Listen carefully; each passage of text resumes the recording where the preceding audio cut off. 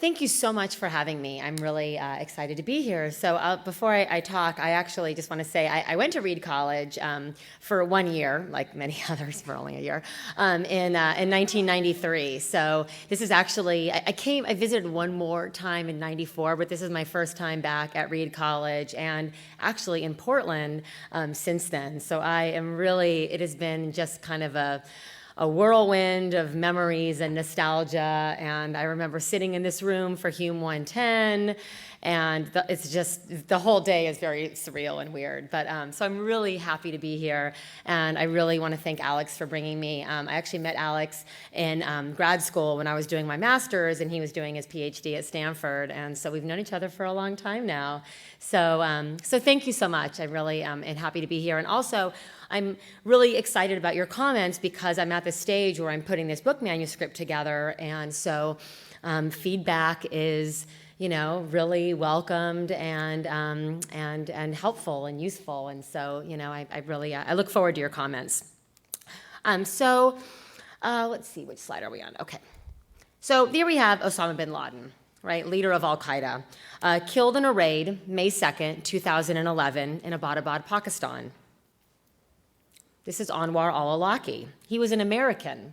He was a senior leader and a recruiter of al-Qaeda, and he was killed September 30th, 2011 by a US drone strike in Yemen. Abu Musab al-Zarqawi. He was the leader of al-Qaeda in Iraq. He was killed June 6th, 2006 by a US airstrike in Iraq. Here we have Sheikh Ahmed Yassin. He was the founder and spiritual leader of Hamas. He was killed on March 22nd, 2004 by a Hellfire missile fired from an Israeli Apache helicopter in Gaza City. And I don't have a picture of him, but Abdelaziz al-Rantizi, who was also a founder and more of a political leader of Hamas, was killed the next month also by a Hellfire missile in Gaza City. Now, despite the death of all of these incredibly high-profile leaders, all of these organizations are still currently active today. Al-Qaeda, okay? So Al-Qaeda has now active affiliates that span the globe. Al-Qaeda in the Arabian Peninsula, the Al-Nusra Front in Syria, Al-Qaeda in the Islamic Maghreb, Al-Shabaab. There's newer affiliates emerging in South Asia. This chart shows the number of attacks carried out by Al-Qaeda affiliates since 2001. So it's actually kind of hard to, I don't know if you can see this, but this is just a breakdown of all the different affiliates, the different Al-Qaeda affiliates, and the attacks they've carried out from 1995 to 2012.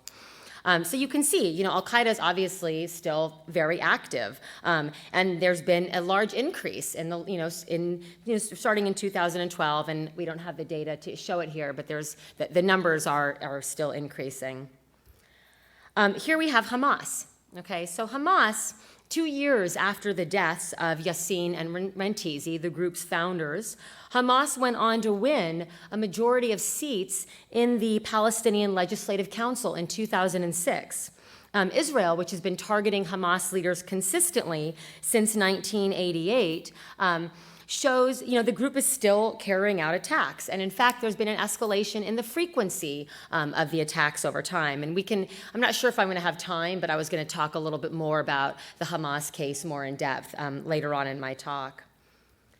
Now, despite the death of Zarqawi, who was the leader of al-Qaeda in Iraq, after the US collaborated with Iraqi tribal leaders in the Anbar awakening in Iraq, the organization resurfaced and became what we now know of as ISIS, or the Islamic State, which obviously we know is using incredibly brutal tactics, controls a vast amount of territory, has a large amount of resources in both Syria and Iraq.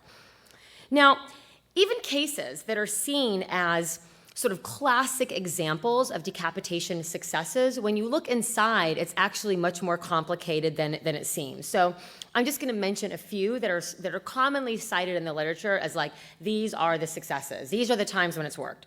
So here we have Abimel Guzman, who was founder and leader of Shining Path.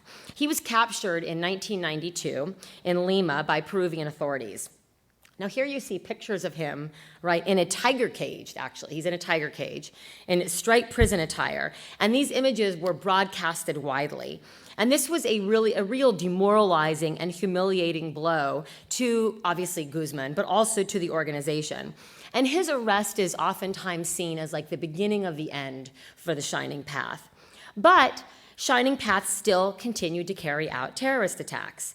And Guzman was eventually replaced by a man named Oscar Duran, who continued to lead what was a weakened organization, undoubtedly a weakened group, but still active, right? It was still carrying out attacks. Here's another very well-known leader. This is Abdullah Öcalan, who is the leader of the PKK, the Kurdistan Workers' Party. These were the Kurdish separatists in Turkey. He was arrested in Kenya in February 1999 and sentenced to life imprisonment. Now, there was a considerable decline in PKK activity after his arrest, but his followers continued their campaign. And he actually sort of called for his followers to renounce violence, and yet they continued carrying out activity. And the PKK recently has seen a resurgence of activity in the last year. So does leadership targeting work, right? That's the question. That's the question that's really motivating this research, motivating this my whole kind of research agenda. So let's look, I'm going to try to answer that question. So let's look at decapitation over time. Okay, this chart shows sort of the increase in the number of attacks against terrorist leaders over time. Targeting leaders was actually listed first in the 2006 National Strategy for Combating Terrorism's Priorities of Action. It was seen as like the top priority. And it's been a central feature of our counterterrorism policy. It was, and actually the 2011 document, the National Strategy on Combating Terrorism, focused less on ideas of regime change and emphasized the importance of undermining al-Qaeda's operational capacity. And it actually presented kind of a broader approach toward eliminating the threat of terrorism through things like weakening, disrupting, degrading al-Qaeda and its affiliates. Now, the 2011 document was slightly different in that it didn't highlight the kinds of tactical choices that were necessary to achieve their broader goals, but it argued that U.S. efforts in Afghanistan and Pakistan, right, in targeting leaders, has destroyed much of the group's leadership and has substantially weakened the organization. So the document implicitly states that this strategy of targeting leaders has been effective, right? It has weakened organizations. The document was released, I could go on and on about that, but we'll move on. In May, just more recently, in May 2013, President Obama gave a speech at the National Defense University, and he announced that instead of conventional military action, targeted operations to dismantle terrorist networks would remain a critical component of U.S. counterterrorism strategy. So over the past 5 years, the U.S. has successfully targeted many leaders, right? The U.S. has done this repeatedly and has successfully, mainly killed, but captured leaders. Obviously, most prominently with the death of Osama bin Laden. And now this substantial rise in leadership targeting is really due, and I'm going to talk more about this as we get on in the talk, but really due to sort of an optimism about the ability of targeting to cause irreparable damage to a group's capacity to operate.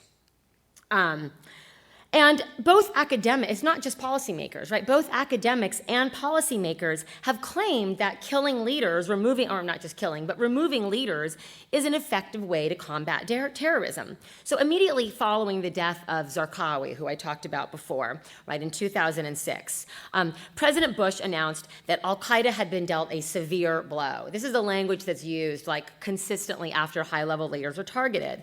And another really prominent incident in April 2010, Abu Ayyab al-Masri, who was an operational leader of al-Qaeda in Iraq, was killed in a battle with U.S. and Iraqi security forces. And the administration announced that that al-Qaeda suffered a major blow again, right? Obviously, after Osama bin Laden was killed, policymakers and analysts argued that the group would be crippled. Leon Panetta stated that defeating al-Qaeda was within strategic reach and that targeting leaders was critical to achieving this goal. Now, obviously, bin Laden's death was a tactical victory, right? But in the immediately aftermath, it was not clear whether al-Qaeda was going to adapt, become stronger, become emboldened, right? Enhance their recruitment, all of these things I'll talk about, kind of ramifications, or become operationally ineffective. And I mean, just in the past month, there's actually been some pretty prominent instances of targeting. A leader of the al-Shabaab intelligence wing, Mahat Qatai, he was killed by an airstrike in February. The second deputy to Baghdadi of ISIS was killed by in an Iraqi Air Force strike in January. Another regional leader for al-Qaeda in the Arabian Peninsula was just killed in February. So this is like a strategy that does not show signs of lessening. So leadership targeting, which isn't a leadership decapitation. That's the term I use. This is not a literal term, right? I did not mean actually cutting heads off. Which, just as an aside, I had a friend in Chicago for many years who used to hear me talk about my research at parties or whatever, and I think he always thought I meant actually decapitation. And one day he saw something on, anyways, he finally realized that that's not what I was talking about all those years. He thought it was very funny. But anyway, so when I use the term leadership decapitation, I'm referring to the arrest or killing of terrorist leaders. Okay, so both of those.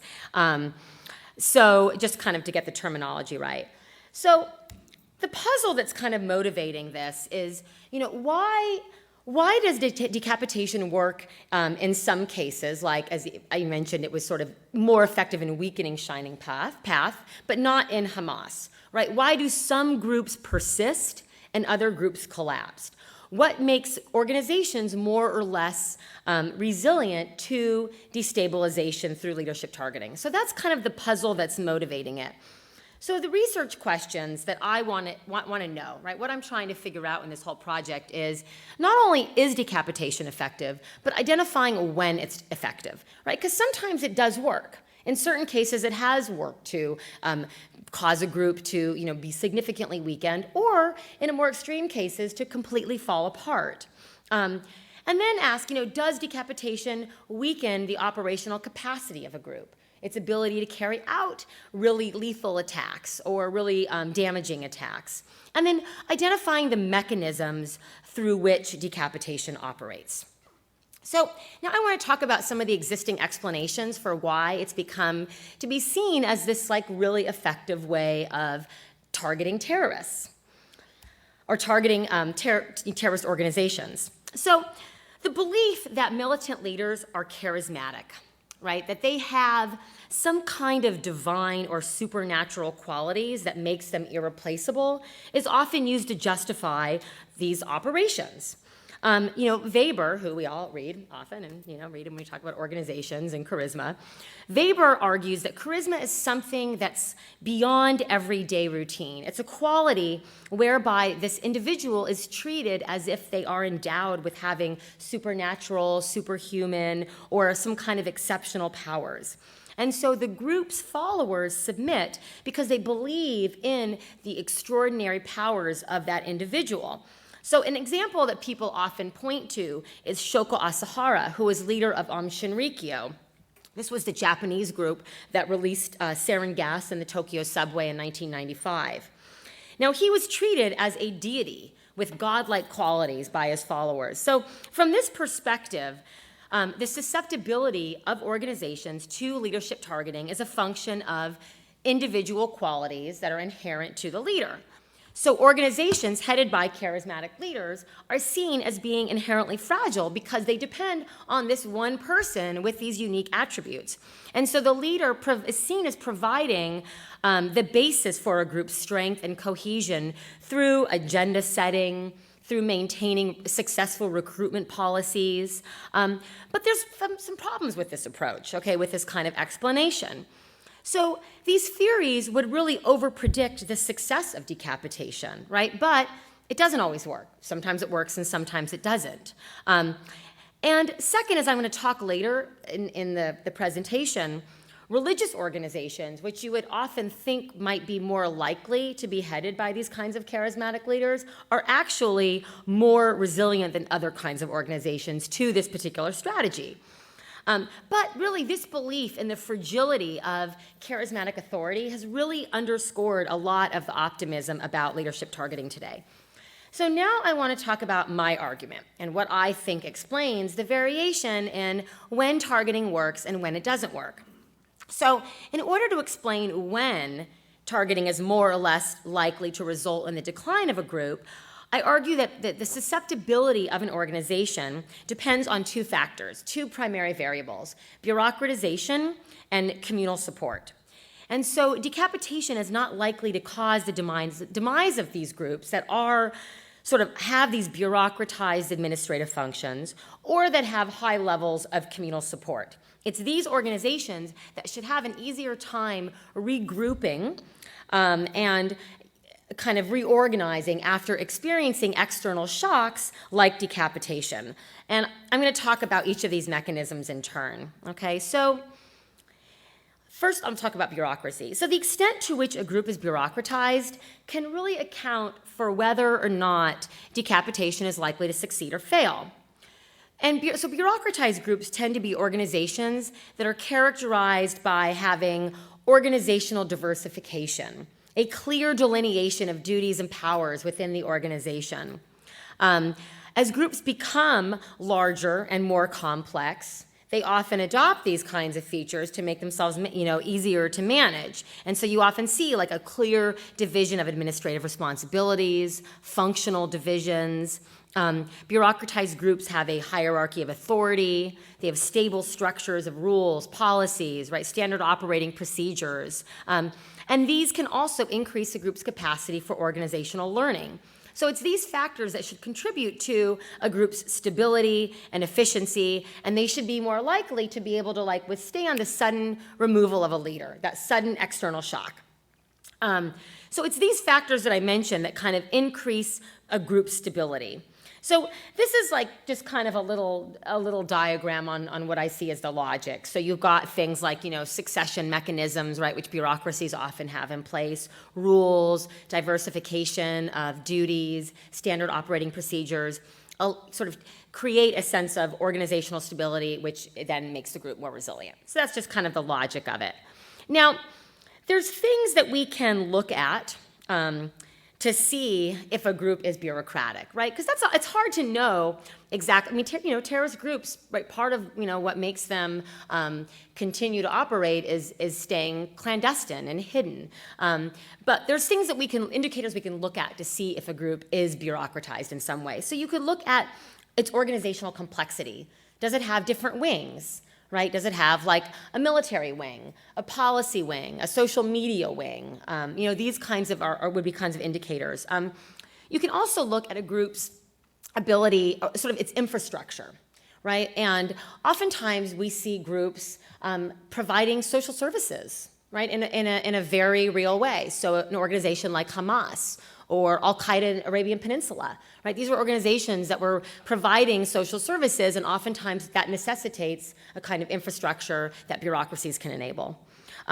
Finally, you can just look at documents. And I think I mentioned this in the class that I know some of you were in earlier today, but there's really interesting documents that were captured after the invasion of Iraq in 2003 and also found in Yemen. And they're housed, I think, through, which is affiliated with the CTC Sentinel, through the CTC Center, and they're called the Harmony documents. And it's just this vast trove of documents about the structure and procedures and rosters and salaries of terrorists. So you can look at these things and get a sense of the kinds of structure that a group has. And actually, Al-Qaeda in Iraq turned out to be a very bureaucratized organization, and I'll talk about that in a little bit. All right, so the hypothesis here is I sort of hypothesize that older and larger groups are more likely to be bureaucratized. So if this is true, then older and larger groups should be more likely to withstand attacks on their leadership. And so in order to understand this relationship between age and size and stability, I looked to a few different theories kind of outside of political science. So I love like organizational theory, and I love a lot of the sociological theory about groups. So I kind of started looking to some of those theorists.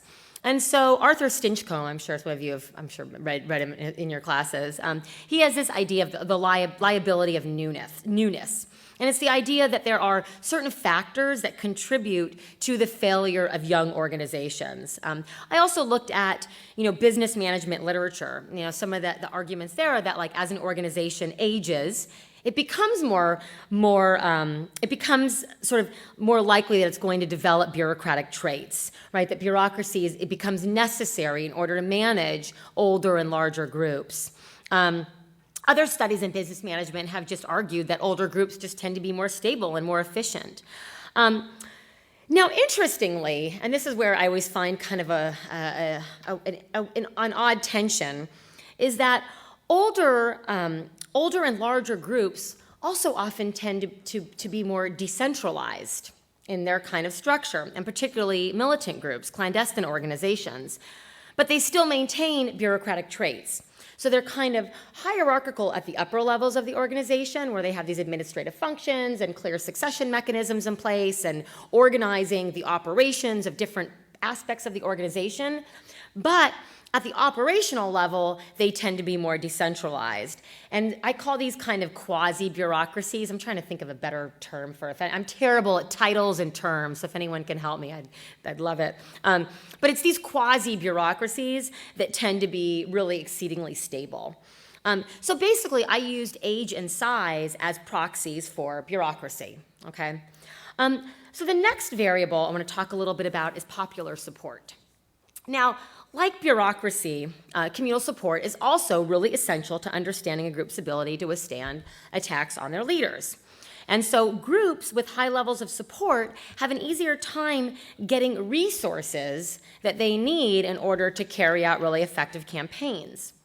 So popular support is really, I really think that it's one of sort of the most important things. And we could think about how support matters in so many ways in our counterterrorism policies and what they do to bolster or undermine support, or, we'll talk about that in a little bit.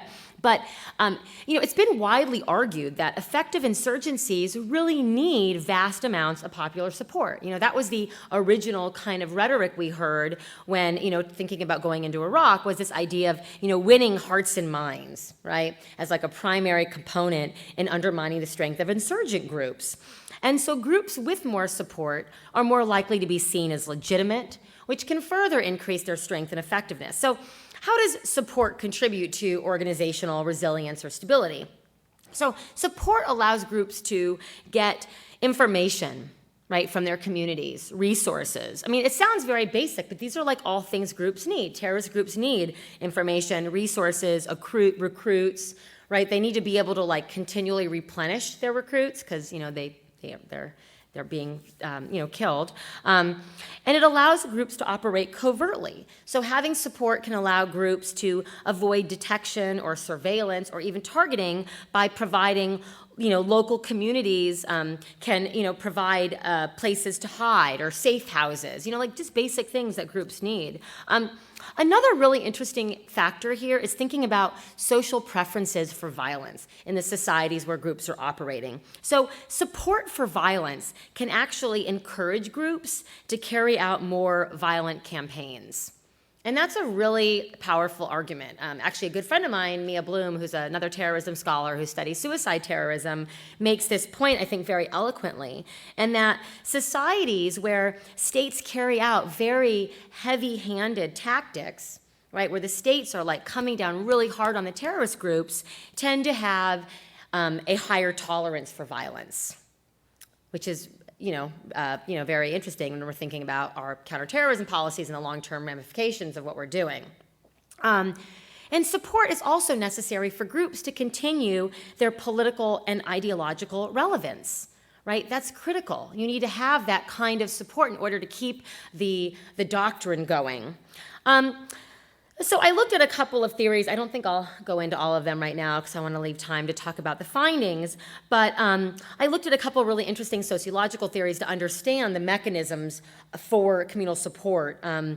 And there's resource mobilization theory is a theory in sociology that basically says that social movements depend upon their ability to get resources. And it's actually quite interesting. I mean, we can think about terrorist groups as social movement organizations. So there's a very rich literature in that field, which is actually really quite interesting for understanding how groups function. Okay, so.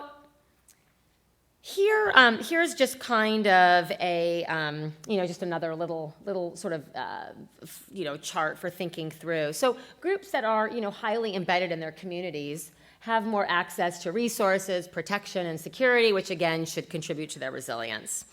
So if groups have popular support, like what kinds of things might we see? That's the hardest, for me, that's kind of the hardest data point, I guess, to get at. I've looked in my own research at public opinion polls, but those are notoriously difficult to really utilize, right? They're little moments in time, right? They're kind of isolated data points. And in a lot of places where terrorist groups are operating, it's hard to get really reliable data on public opinion polls because people are afraid, right? People are oftentimes really afraid to answer honestly and accurately about how they feel about particular militant groups. But I think we can look at things like societal tolerance for violence, right? That we can look at maybe kind of anecdotal, almost like ethnographic kind of, kind of ethnographic data on people that are doing research on the ground. There's a lot. There are a lot of people that are, for instance, doing research in the federally administered tribal areas where you see lots of drone strikes right now, and so there's actually new research kind of coming out trying to understand the dynamics of support. In my own work, I tend to rely on public opinion polls. It's an imperfect measure, but it's what we have. This is always, interesting challenges of social science research.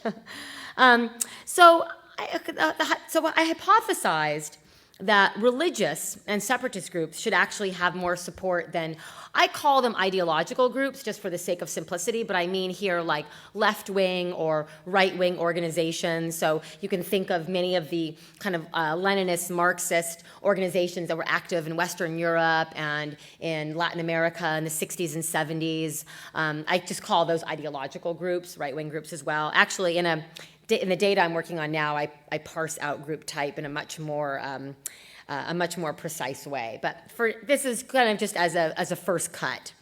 And so the reason I think that is because, ideology, I would argue, is less dependent upon from religious and separatist groups. Ideology is less dependent upon the leadership in order to be reproduced. And it's these groups that tend to represent the views of the communities from which they emerge. And it's particularly true for separatist groups, right? Because the organization is oftentimes representing the views of the majority of the community in which they're operating. And I find this to be similarly true for many of the religious groups as well. There's obviously a different interpretation on tactics, perhaps, that are legitimate to use, but there is that sense of support. Okay, so that's kind of the proxy that I use for support is organizational type. So I sort of have this little 2x2, and what I think is, it's it's a 2x. Political scientists always have to have a 2x2. I don't think I actually really need it, but the argument is that groups that have high levels of support and high levels of bureaucracy are going to survive, but it's in these cases that you're most likely to see retaliation occur after the attack. So these are the instances where the organization targeted is likely to carry out a kind of retaliatory attack on the populations. Groups that have low support and high bureaucracy probably also likely to survive, but are going to have an easier time regrouping than those with low bureaucracy, right? Groups that have low on both are most likely to fall apart. So that's how I kind of see the dynamics of these two variables interacting.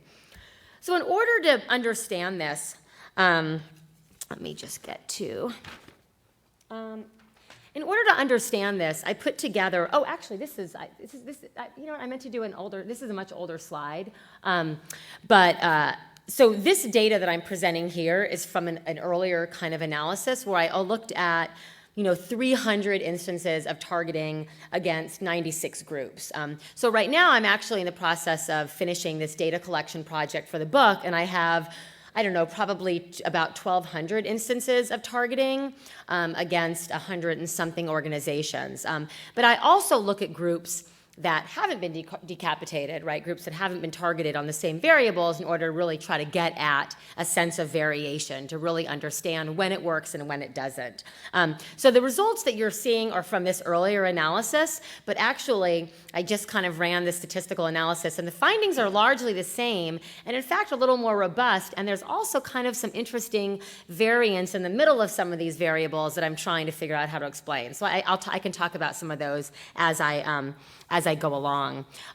Now, here's the thing that I always find interesting, and we actually talked about this in Alex's class today, or we read about this, is how do you figure out when a counterterrorism policy is effective, right? How do you know when it works? What kinds of things do you look at? Does an organization have to fall apart completely? Is an organization that carries out fewer attacks, is that effective? Are they killing less people, right? Is that an effective strategy? They might still be around, but they're just not as active. So that's something I still struggle with in my research, and I think a lot of people do. I mean, there's so many people measure success in lots of different ways. So what I did was I actually, in this particular study, I looked at whether or not an organization carried out an attack within a 2-year period of being targeted. So if they carry out an attack, then that instance of targeting was seen as a failure. If they didn't carry out any attacks in 2 years, then it was seen as a success. That's a hard bar. So I'm actually now looking at a 1-year period. I have a bunch of different measures that I'm now kind of analyzing, so it'll be interesting to see to see how that impacts the results. And then I also have data now on looking at how it affects the frequency over time of attacks. So I'll have much more kind of, granular data or results. But what I found, at least at this first cut, was that actually overall, and this is still true in the newer data, which is always a really, really interesting finding, is that overall, organizations decline at a higher rate when they haven't been decapitated. And so I've just done, in a new analysis, I found that actually the lifespan of organizations that hasn't been targeted is actually longer, doing like a long-term survival analysis. So that's a pretty interesting finding. And the rate of decline for this data is actually almost 20% less for decapitated organizations. And this is particularly true for small groups, young groups, and religious groups. So I want to talk about a couple different variables. So trying to understand, is decapitation effective? Okay, so the marginal utility we've established is negative, but it does work sometimes. So here's the 3 variables I'm going to talk about today. I have others, but we'll just look at these to kind of just get, these are the most sort of robust findings. Is that so let's see what I have size first. I'm sorry, I'm going to start talking about age first. But basically, as a group becomes older, decapitation is less likely to work. Okay, it's less likely to cause a group to have a decline in activity. And this is actually one of the strongest statistical findings in my study, and it continues to be one of the strongest findings. So what I did was I looked at the number of years that a group had been active at the time in which they were decapitated. So what I actually found is that groups under 20 years of age that had their leaders removed fell apart about 7% less often than those that did not. But once an organization crosses a 20-year threshold, the likelihood that decapitation is going to fail more than doubles. So 20 years is like a really important point in understanding organizational resilience. And then I looked at group size. And so this was a tricky one. Getting at group size is a really hard one because, groups like to not, make this kind of information known. And it's also hard whether you're looking at the number of active militants or sympathizers or people that provide support in some way. But I kind of, had to try. What I tried to do was look at the number of active members, so the people that were actually like considered to be active militants, and I predicted that larger groups would be more resilient. And so what I found is that decapitation for groups with fewer than 25 members, so the really smallest groups, it's kind of most effective. Decapitation increases the odds of decline by just a few 2%. It's 11% more effective for groups with between 26 and 100 members. 5% more, I know these are kind of, this is it for numbers, okay?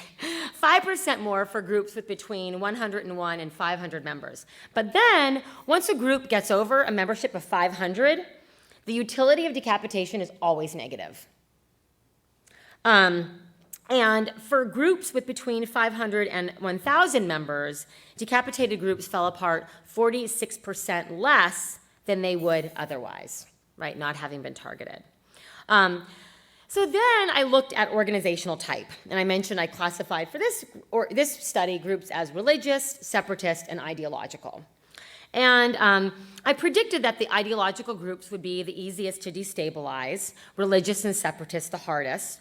And what I found is that actually, interestingly, in this newest analysis I'm doing, separatist groups are actually the strongest. They're the hardest to destabilize, followed by religious groups. And it's much easier to destabilize some of the ideological left and right-wing organizations. But the really interesting finding is that it's very, very difficult to defeat separatist organizations. Then I look at some, counterproductive consequences, or perhaps we can know the long-term ramifications of leadership targeting. And, what I've found is that, targeting oftentimes creates this desire for revenge on the part of the group, which can lead to retaliatory attacks. It can increase sympathy for the group, which leads to further recruitment or more radicalization, right? Thinking about communal support. And these are the kinds of consequences that are really, really important. We can look at whether or not groups are carrying out more frequent attacks or more lethal attacks, and that might be the mechanisms at work. Looking at the case of the Palestinian militant organizations, many times after the death of a very high-profile leader, the group will carry out, very brutal attacks, and those attacks are attributed directly to the death of that particular leader. And a very prominent example was a bomb maker for Islamic Jihad, Yahya Ayash was his name.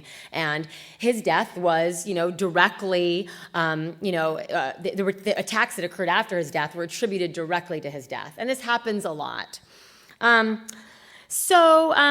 I also have looked at, other organizations. I'm not going to have time to talk about it, but we can go into it later if people are interested. I've looked at ETA, which are Basque separatists. I also looked at FARC, which are, Colombian leftist organizations. And actually, there's quite a lot of variation between these three cases in terms of the ability to, degrade the group's operations, which is really interesting. I mean, for me, understanding why things work sometimes and not others is really just, really an interesting questions, interesting and important questions. So I'm going to wrap it up, because I want to leave time for Q&A, but I'm just going to end by talking a little bit about Al-Qaeda. So between 1995 and 2012, there's been, over 200 attacks on Al-Qaeda leaders, okay, which is a lot. But Al-Qaeda, I argue, fits the pattern of a group against whom decapitation is not likely to be effective. Okay, so Al-Qaeda was formed in 1988, right? So it's crossed this 20-year threshold of being very stable. Religious organizations also tend to be difficult to destabilize, right? Al-Qaeda is clearly a religious organization, right? Its goals include the establishment of a pan-Islamic caliphate, overthrowing non-Islamic regimes. Al-Qaeda certainly has over 500 militants. Now, actually, I will say this is always an interesting debate about the size of Al-Qaeda. There's lots of disagreement over the size, but even if 500 is overestimating it, the rate of success for groups, with between 100 and 500 militants is still pretty low. Now, another issue to think about for Al-Qaeda is, and this is actually something that I'm kind of struggling with in my book right now, I'm getting to writing about Al-Qaeda, and thinking about what Al-Qaeda actually is, I know it seems like a strange question, but it's really become something different, right? In the beginning, we just thought about Al-Qaeda Corps, right? That was operating in Afghanistan and that fled across the border after 9/11 into Pakistan and hid out there, so Al-Qaeda Corps. But now we have Al-Qaeda affiliates all over, right? You've got Al-Qaeda in the Arabian Peninsula. You had Al-Qaeda in Iraq. You have the Al-Nusra Front, Al-Shabaab, different organizations that have been affiliated with Al-Qaeda and actually some that are now leaving and pledging their allegiance to ISIS. So it's this really interesting shifting landscape. So when I'm talking about Al-Qaeda, I'm kind of thinking about Al-Qaeda Corps in this particular context, but I actually think that these arguments could apply to each of the affiliated organizations individually. So, Al-Qaeda in Arabian Peninsula, I think that this argument would apply to this as well. Al-Qaeda in Iraq, I think, is something we can talk about, which is interesting to think about how Al-Qaeda in Iraq has become now what we think of as ISIS and how that process happened. But anyways, that said, that's kind of an aside, but I think it's always an important thing to mention that Al-Qaeda is not a straightforward kind of organization. So Al-Qaeda has a kind of quasi-bureaucratic structure, okay? So this is thinking about, I'm sorry, I should move ahead on my slides. Thinking about the two different variables as they relate to the case of Al-Qaeda, okay? So thinking about bureaucracy. So Al-Qaeda has a kind of quasi-bureaucratic structure. They have a organized, centralized command. Now, it was considerably weakened, and particularly in the wake of, continued drone strikes on Al-Qaeda leaders.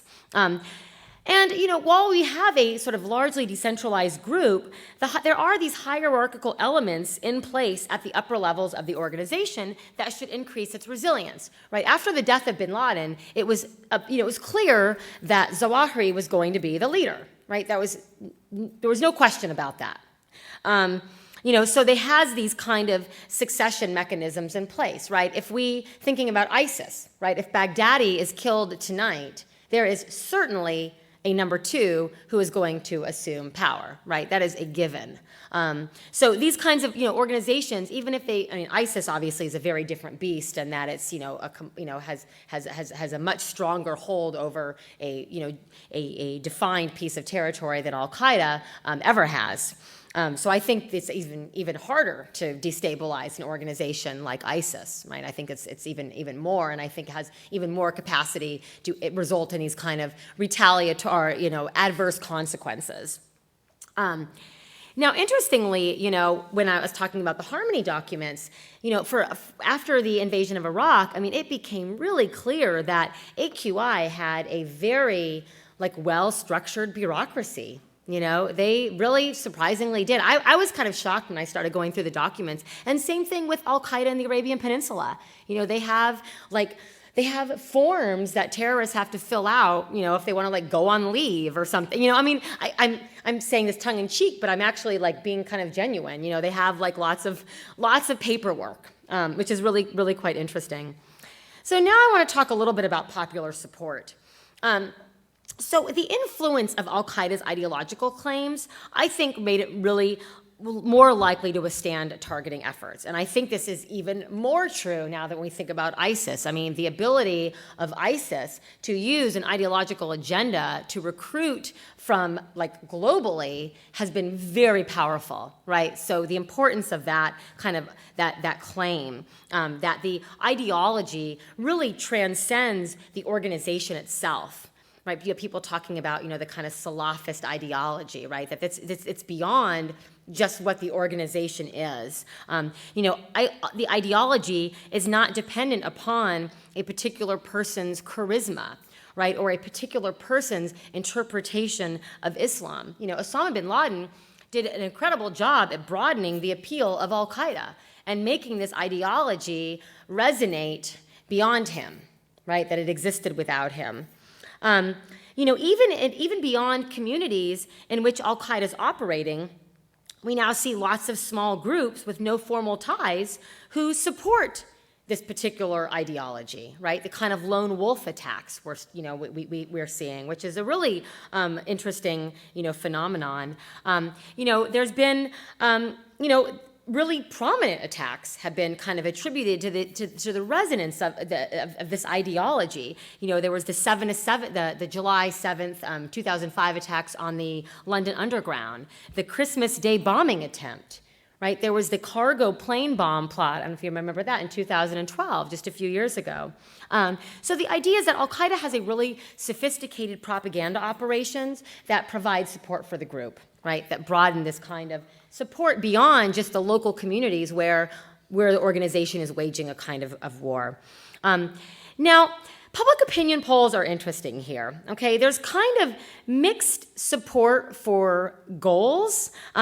There was, over time you saw a declining support for a group's tactics, right? People don't like, oftentimes, using a kind of indiscriminate violence against civilians. But substantial amounts of people that were interviewed, at least in some of the polls I looked at, in different places around the world, showed that they agreed with Al-Qaeda goals, right? Changing U.S. behavior in the Muslim world, promoting Islamic governance, promoting Islamic identity. We can look at different places. In Pakistan, for instance, there was actually, beyond just supporting an organization's goals, beyond just supporting Al-Qaeda's goals, there was actually significant support for jihad when carried out by non-state actors and Al-Qaeda, which I actually found quite interesting. The idea is that in certain places, individuals do support violence when they care about the goals. Right now, I've been looking at a ton of public opinion polls on Al-Qaeda in Iraq. I've been looking at public opinion polls that were done, for Shining Path in Peru, and it's really actually remarkable how much people will tolerate violence when they really strongly agree with the group's particular goals. Now, support for violence is a different thing than actually engaging in violence, right? There's this idea of how do you get individuals to actually commit acts of violence. That's a whole nother topic that we could talk about another time. So I will just show a couple slides and then I'll end. So this is kind of interesting, right, is that this shows the number of Al-Qaeda attacks per year from 2001 to 2012.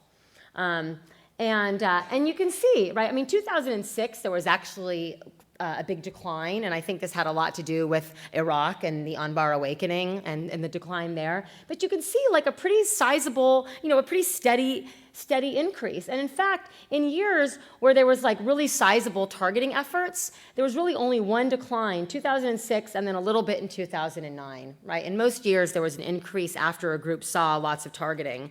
And I'm not going to go over the numbers, but if people are interested, we can talk about how many leaders were killed in each year, how many Al-Qaeda leaders.